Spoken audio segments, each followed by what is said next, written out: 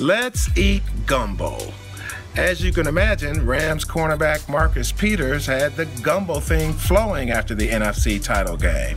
Peters, with Aqib Talib at his side, and the Rams defense proved that they could indeed guard Mike Thomas and do even more, as John Johnson's big interception in overtime set up the game-winning field goal.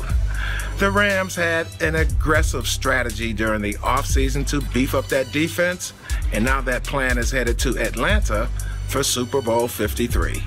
Last year's playoff elimination for the New Orleans Saints came with the Minnesota Miracle.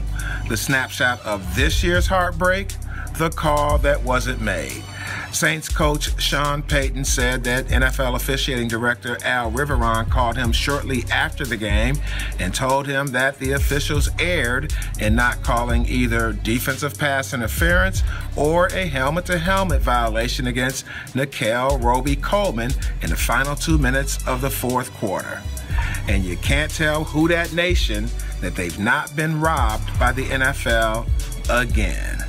But an apology from the league office means little about right now because the bottom line remains the same. The Rams are going to the Super Bowl and the Saints are going home. The New England Patriots have done it again, punching their ticket to the Super Bowl for the 9th time since 2001. We're going to see Tom Brady and Bill Belichick have another chance to add to their legend. An amazing story, probably Bill Belichick's one of his greatest coaching jobs because Father Time is starting to creep up on this team, and he had to find ways to get more out of this squad, and they have done it. As far as the Kansas City Chiefs, this loss is going to sting for them because they put themselves in position to win the game.